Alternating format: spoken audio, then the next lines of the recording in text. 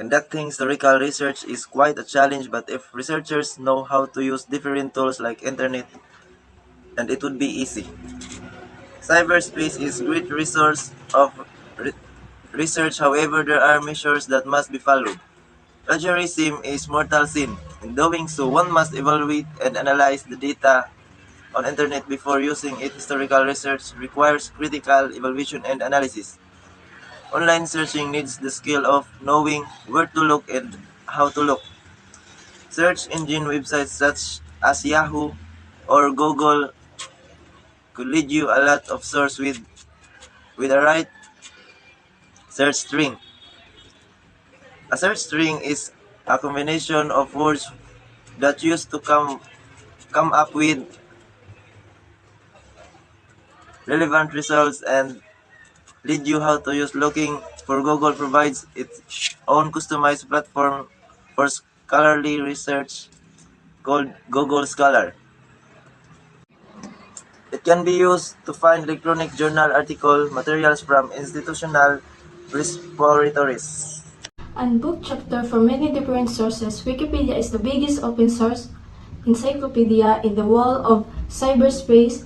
Being an open source encyclopedia, anyone could contribute or edit articles in the site, which makes some of the information in the site unreliable. Nonetheless, Wikipedia provides a useful launchpad sources that you may use for research. When you read from Wikipedia, look at the link citations in the articles, which could lead you to source you may use for your own research. As a practice, use Wikipedia to gain a general overview of what you need to know so that you may be guided in looking for credible and reliable sources that you know for your research.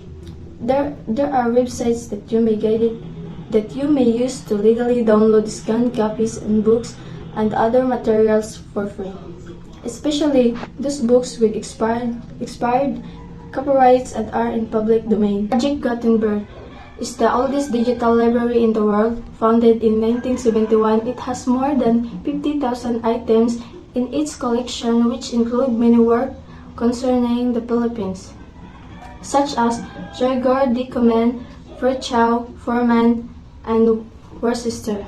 Austin Gregg's biography of Rizal, and all volumes of Blair and Robertson's The Philippine Island. 1493-1898. Another online archive you may use in Internet Archive, an online library that originally sought to archive web history but grew later on to provide digital version of other works. The archive contains 279 billion web pages, 11 million books and texts, 4 million audio recordings, 3 million videos, 1 million images, and 100,000 software programs.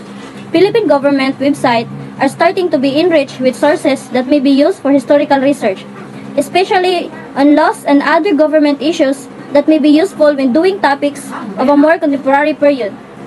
Websites of newspapers, magazines, and broadcasting stations and other media outlets usually keep an archive of their articles from a particular date. For older issues, you may have to find copies, either digitized or physical copies in the library. Marie Curie was a pioneering scientist who made groundbreaking contribution to the fields of physics and chemistry. She was the first woman to win a Nobel Prize, and her works on radioactivity revolutionized our understanding of the atomic world. Marie Curie was born in Warsaw, Poland in 1867. She faced significant challenges in pursuing her education and career as a woman in a male-dominated field. However, she persevered and made remarkable achievements. In 1898, Marie Curie and her husband Pierre Curie discovered two new radioactive elements, radium and polonium. They also developed the theory of radioactivity, Marie Curie's work. Doing local and oral history. The history subjects and courses usually taught in schools, students are Philippine history, world history, and Asian history. The coverage is always expensive and taught in broad strokes of historical periods of large spaces and the proponent personalities. What is local history? Local history is the study of history of a particular community or a smaller unit of geography. Debates, however, discontinuously persists of the definition of the subdiscipline, particularly in individuals' influence can span centuries and generations. For example, Jesus Christ as individuals influenced the whole world. The faith and the religion that he started also launched wars, created civilization, lasted for many centuries, and persists up the present. Jose Rizal, on the other hand, influenced many generations of Filipinos. His novel inspired radical Filipinos to fight the colonizers, and his death was seen as the tipping points of the revolution. However, his influence was limited to the Philippines. The novels inspired radical Filipinos to fight the colonizers is No Limitang Gire and Il Turismo. These examples are cases of exceptional individuals. History has proven that their lives, their exploits, and their legacy has a huge impact in the society where they belong. Nevertheless, the writing of life history should not be limited to great individuals like heroes, prophets, or world leaders.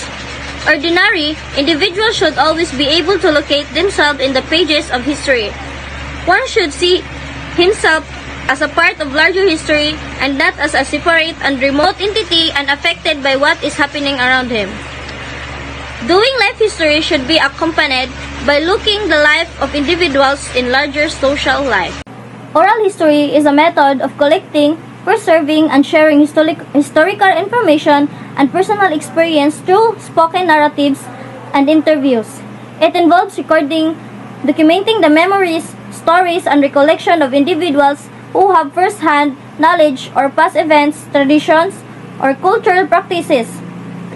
Oral history is characterized by a structured, systematic planning process, thorough research, careful consideration of copyright, emphasis on the depth of details of information collected, and adherence to strict processing techniques. What is the difference between local and oral history? Local history focuses on history of a specific geographic area such as city, region, or neighborhood, while oral history focuses on the personal experience and memories of individuals who lived through a particular event or period in time. Historical shrines and museum. Historical shrines and museum are very important to our history.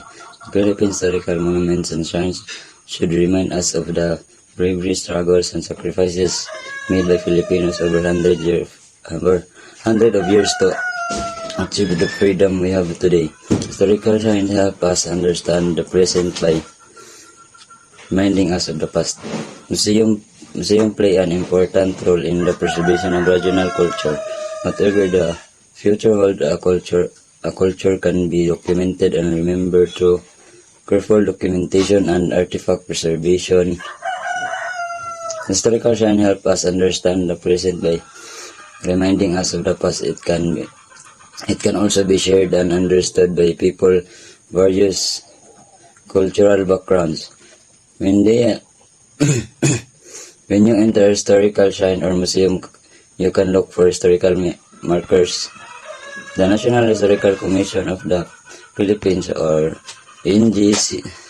NHCP, formerly the National Historical Institution, or NHI, has installed markers outlining the fundamental characteristics that define a location as historically significant.